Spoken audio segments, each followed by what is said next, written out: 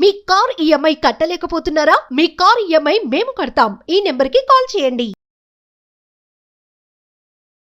నమస్తే, welcome back to Suman TV. నేను మీ సంజయ్. ఈరోజు మనతో పాటు ఉన్నారు తోడు నీడ ఫౌండర్ రాజేశ్వరి అమ్మగారు. మ్యామ్తో మాట్లాడి రిలేషన్షిప్స్ గురించి, పిల్లల గురించి కొన్ని విషయాలు తెలుసుకుందాం. నమస్తే అమ్మ. నమస్తే సంజయ్. అమ్మ, ఈ మధ్య అమ్మాయిలు అబ్బాయిలు చూసుకుంటే 40 ఏళ్ళు వచ్చినా సరే పెళ్ళిళ్ళు చేసుకోవట్లేదు. అవును. తల్లిదండ్రులేమో మాకు మనవలు కావాలి, మా ముందు మనవలు బుడిబుడి అడుగులతో నడుస్తుంటే వాళ్ళ ఆటలు చూసి వాళ్ళ ఆనందాన్ని చూసి మురిసిపోవాలన్న ఉద్దేశంతో ఆలోచిస్తారు. కానీ పిల్లలు మాత్రం ఏం పట్టించుకోవట్లేదు. 40 ఏళ్ళ వరకు పెళ్లిళ్ళు కూడా చేసుకోవట్లేదు. అసలు ఎందుకు అంటున్నారు? ఈ 40 ఏళ్ళ వరకు పెళ్లి చేసుకోకపోవడం గల కారణాలు ఏంటంటారు? ఈ మధ్య ఇక్కడ పేపర్లో చదివాను, బెంగళూరులో ఒక సంస్థ పెట్టారు. ఏంటంటే అసలు పెళ్ళే వద్దు, 40కి కూడా అసలు పెళ్ళి ఎందుకు. వాళ్ళు ఏమంటున్నారంటే పెళ్లి చేసుకుని పిల్లల్ని కంటే ఆ పిల్లల్ని స్కూల్లో వేస్తే లక్షల డొనేషన్లు కట్టాలి ఆ పిల్లల కోసమని. వీళ్ళ ఏడుపులు, రోగాలు, రొచ్చులు, ఇన్ని బాధలు పడుతూ మన యూత్ అంతా ఇందులోనే పోతుంది. హాయిగా మనం ఇప్పటికే 40 ఏళ్ళకి లేటుగా పెళ్లి చేసుకుని మళ్ళీ పిల్లల్ని కానీ ఈ బాధల కంటే అసలు పిల్లల్నే కనకుండా ఉంటే ఆ 10 లక్షలు డొనేషన్ కట్టేది ఈ 10 లక్షలు పెడితే హాయిగా మనం యూరోప్ ట్రిప్ వెళ్ళొచ్చు కదా, మన సంతోషాన్ని ఖర్చు పెట్టుకోవచ్చు కదా, ఎందుకు ఈ పిల్లలు అలా అమ్మటం మనకి అనుకుంటున్నారు. వాళ్ళ తల్లిదండ్రులు కూడా ఎలా అనుకుంటే వాళ్ళు పుట్టారు, కానీ వాళ్ళు అనుకోలేదు. వాళ్ళకి అప్పట్లో ఆ తెలివితేటలు లేవు కాబట్టి అనుకోలేదు, మమ్మల్ని అన్నారు. మాకు ఇప్పుడు తెలివి ఎక్కువ ఉంది కాబట్టి మేము గంటల్లా. ఒకప్పుడు పిల్లలు లేని తల్లిని గొడ్రాలు అనేవాళ్ళు. ఆమె ముఖం చూడడానికి కూడా జనం ఇష్టపడేవారు కాదు. పిల్లని తప్పించి పూజలు, పునస్కారాలు, మొక్కులు ఎన్ని చేసేవాళ్ళు. పిల్లలు కావాలి అని. అది కూడా ఒకళ్ళిద్దరు కాదు, 10 మందిని కనేవారు పూర్వం. అంచేత పిల్లల కోసం తప్పించి పిల్లల్ని కనేవారు. ఇప్పుడు పిల్లలు మాకెందుకు అన్న ధోరణి బాగా ఎక్కువైపోయింది. అంటే 10 మంది పిల్లల్లోంచి 3 పిల్లలు అన్నారు, 3 అలా, ఇద్దరు అలా, ఇప్పుడు ఒకటి కూడా వద్దు అంటున్నారు. 2 పిల్లల్ని కన్నప్పుడు కూడా పేరెంట్స్కి టైం లేదు. అపార్ట్మెంట్లలో కూడా చూస్తుంటాను, సంవత్సరం పిల్లలు ఉంటే వాళ్ళని అందులో ఆ బండిలో వేసి ఆ పనమ్మాయి తీసుకెళ్తుంటుంది, తల్లి పక్కన ఫోన్ మాట్లాడుకుంటూ వెళ్తుంటుంది. ఇప్పుడు ఆ పిల్లలకి టైం పెట్టడానికి ఖాళీ లేదు, ఫోనే తప్ప. అంటే అది ఆ బండి తీసుకెళ్ళేటప్పుడు దాన్ని ఏదో అంటారు వాళ్ళు, ఆ పిల్లల్ని కూర్చోబెట్టి ఎగరచ్చి తీసుకెళ్ళేటప్పుడు తల్లి కూడా తీసుకెళ్ళదు, పనమ్మాయి తీసుకెళ్తుంటుంది. మేము పని మనిషిని పెట్టుకున్నాక మాకెందుకు తీసుకెళ్ళడం అని అనుకుంటారు. కానీ ఆ పిల్లల్ని గుండెలుగా హత్తుకోవటంలో, వాళ్ళ అమ్మాని పిలుపులో ఆ ఆనందం ఏంటో, ఆ మాతృత్వంలో ఆనందం ఏంటో వాళ్ళకి తెలియటం లేదనుకోవాలి ఇప్పటి జనరేషన్కి. అదంతా మాకు ఒక లంపటం, ఒక బాధ్యత. పెళ్ళి అదే పిల్లలు అంటే ఒక బరువు, ఒక బాధ్యత అని అనుకుంటారు. అమ్మ, ఈ పిల్లల కనాలనే ఉద్దేశంతోనే పెళ్ళిళ్ళు చేసుకోవట్లేదు అంటారా? అది కూడా ఉంది. పెళ్ళి అంటే ఇప్పుడు ఏమవుతుందంటే, లివ్ ఇన్ రిలేషన్ ఉందనుకోండి, ఒక ఫ్రీడమ్ ఉంది. ఇష్టమైతే కలిసి ఉంటాం, కష్టమైతే విడిపోతాం. పెళ్ళి అనేప్పటికీ కొన్ని హక్కులు అవతల వ్యక్తికి వస్తాయి, భార్య అయినా భర్త అయినా కూడా. అంచేత నువ్వు ఇలా ఉండాలని వాళ్ళు, నువ్వు ఇలా ఉండాలని వీళ్ళు, ఆ రైట్స్ కోసం పోరాటం ఎక్కువ అవుతుంది. అంచేత లివ్ ఇన్ రిలేషన్లోనో ఫ్రెండ్షిప్లోనో ఉంటే పోయే కదా, హాయిగా ఉన్ననాళ్ళు కలిసి ఉంటాం. ఇప్పుడు గర్ల్ ఫ్రెండ్తో ఒక సినిమాకి వెళ్ళొచ్చారనుకోండి, ఏదో తింటారు, తాగుతారు, సినిమా చూస్తారు, అయిపోయింది, అక్కడితో అయిపోయింది. ఆమెతో ఇంకా అంతకు మంచి రిలేషన్ లేదు. మళ్ళీ ఎప్పుడో కలవాలన్నప్పుడు కలుస్తారు, లేనప్పుడు లేదు. పెళ్ళి అనేప్పటికీ సాయంత్రం అయ్యేప్పటికి ఇంటికి రావాలి, ఇంట్లో పిల్లల కంటే వాళ్ళ చదువులు, వాళ్ళ ఫీజులు, వాళ్ళ పుస్తకాలు ఇవన్నీ చూడాలి. లేదా పెళ్ళాన్ని లేటుగా వస్తే నువ్వెందుకు లేటుగా వచ్చావనడానికి మొగుడికి రైట్ లేదు, నువ్వెవరికి నన్ను అనడానికి అని ఆవిడ ఉంటుంది. అంత మాత్రం అడిగే హక్కు లేదు. ఆయన ఏంటంటే అక్కడి నుంచి ఇద్దరు కొట్టుకుంటారు, డైవర్స్కి వెళ్ళిపోతారు. మొదట వివాహం, నాకు ఈ మధ్య పెళ్ళిళ్ళకి వెళ్తే తరచుగా కనపడుతున్నది ఏంటంటే, ఇన్ని లక్షలు ఖర్చు పెట్టి పేరెంట్స్ పెళ్లి చేస్తున్నారు, ఈ వీళ్ళు సంవత్సరం తిరగకుండా విడాకులు ఉంటే ఇన్ని లక్షలు బుడిదిలో పోసిన పన్నీరే కదా.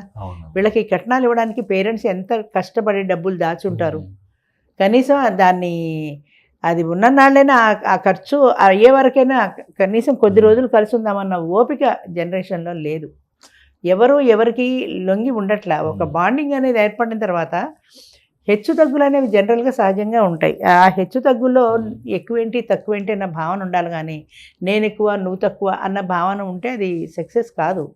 మాకు ఒక ఎంటెక్ అమ్మాయి ఉంది, ఆ అమ్మాయి బీటెక్ వాడిని చేసుకోదు, వాడు ఎంటెక్కే కావాలి. 50 ఏళ్ళు దాటాక వాడు ఎంటెక్ ఏంటి బీటెక్ ఏంటి, ఇంకొక 10 ఏళ్ళు పోతే రిటైర్ అయిపోతారు కదా. అంటే నేను ఎంటెక్ ఉండి నాకంటే తక్కువ వాడిని ఎలా చేసుకుంటానండి. అందుకని కొంతమంది ఆడపిల్లని చదివించడానికి కూడా భయపడుతున్నారు. ఇది చదువు పెరిగిన కొద్దీ ఇది తక్కువ వాడిని చేసుకోదు, దీనికి మొగుడిని ఎక్కడి నుంచి. ఎంఏ పాస్ అయింది అనుకో, అమ్మాయికి PhD వాడు కావాలి, BA వాడిని చేసుకోదు. అంచేత అలాంటి భావాలు పెరుగుతున్నాయి. కాబట్టి నువ్వెక్కువ నేను తక్కువ అన్న ఫీలింగ్ లేకుండా మనం ఇద్దరము ఒకటే అన్న ఫీలింగ్తో ఉంటే ఫ్యామిలీ పెడుతుంది.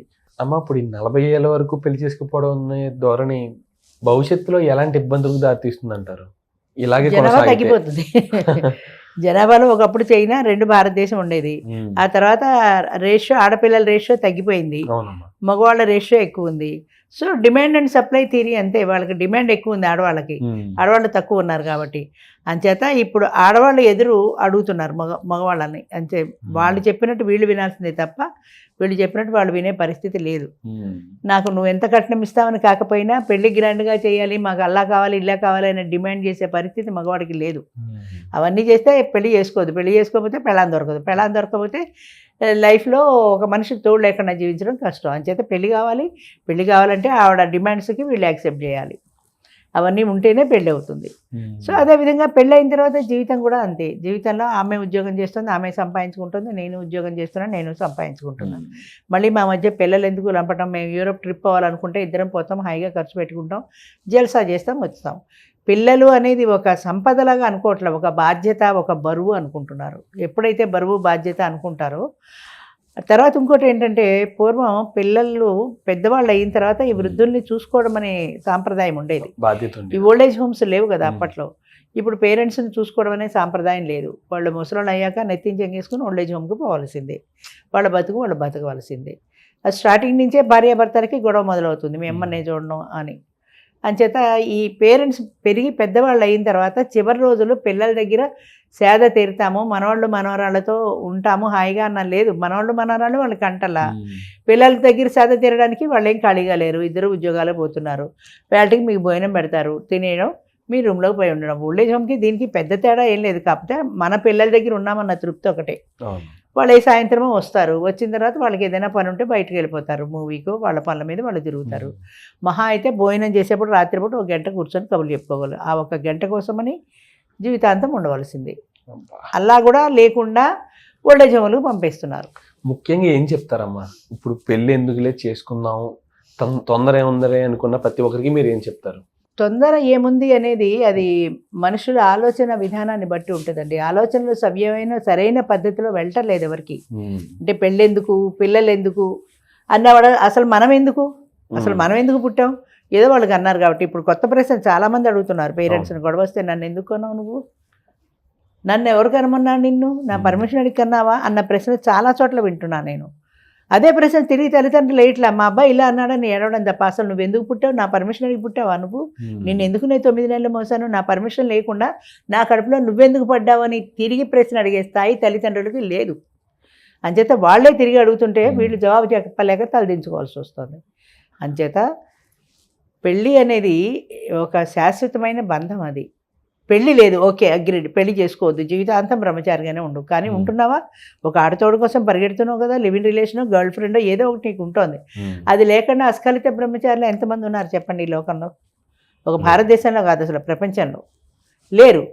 అంటే మనిషి కావాలి నీకు, బంధం లేని మనిషి కావాలి. నీ అవసరాలకి నీ జలసాలు తీర్చుకోవడానికి మాత్రమే మనిషి కావాలి. కానీ ఈ బంధం అనే చట్రంలో బిగుసుకోదలుచుకోవాలి. ప్రతి వ్యక్తికి ఫ్రీడమ్ కావాలి. నా స్వేచ్ఛ, నా ఇల్లు, నా సంపద, నా ఇష్టం తప్ప ఇంకొక మనిషి ఇష్టంతో సంబంధం లేదు. అదే పెళ్లి చేసుకుంటే 2ంటికి భోజనం అంటే నువ్వు 1 గంటకి భోజనం చేద్దామంటుంది, నేను 2ంటికి తింటా అంటాడు, కొట్టు చావాలి ఇద్దరు. అదే గర్ల్ ఫ్రెండ్ అనుకోండి, 1 గంట అయినా 2 ఆ పూటకి భోజనం వెళ్ళిపోతుంది కాబట్టి ఆవిడ యాక్సెప్ట్ చేస్తుంది, ఆవిడ కోసం ఈయన 1 గంటకే తింటాడు. అంచేత చిన్న చిన్న విషయాల దగ్గర నుంచి సర్దుబాటు అనేది జీవితంలో లైఫ్లో లేదండి. యంగ్ జనరేషన్లో పెద్దవాళ్ళకు కూడా లేదు చాలామందికి. అంచేత కాలంలో వస్తున్న మార్పు ఏంటంటే మనము అన్న భావన పోయింది. మనము, మన ఇల్లు, మన సంసారం, మన పిల్లలు అన్న భావన పోయి నేను, నా ఇల్లు, నా సంపాదన, నా ఇష్టం అన్న భావన ఎప్పుడైతే వచ్చిందో, నేను అనుకోవడంలో స్వార్థమే కదా ఉంది. ఆ స్వార్థంతో పాటే ఇవన్నీ వచ్చేసాయి. నేను మాత్రమే ఉండాలి, నేను మాత్రమే సంతోషించాలి, నేను మాత్రమే హాయిగా ఉండాలి అన్న భావన పెరిగిన నాళ్ళు కూడా ఇది ఇలాగే పోతుంది కొన్నాళ్ళు. కానీ ఏదో ఒక రోజున తప్పనిసరిగా వెనక్కి వస్తుంది. ఇప్పుడు ఫ్యాషన్ చూడండి, పొడుగు చేతులు పొట్టి చేతులు ఇలా మారుతూ వచ్చిందో, అలాగే ఇందులో ఏదో ఒక నష్టం వస్తుంది. నష్టం వస్తే మళ్ళీ వెనక్కి వస్తారు, ఖచ్చితంగా వెనక్కి రావాల్సిందే. దానికి వేరే ఇక మార్గం కూడా లేదు. థ్యాంక్ యూ అమ్మా, thank you very much. Thank you.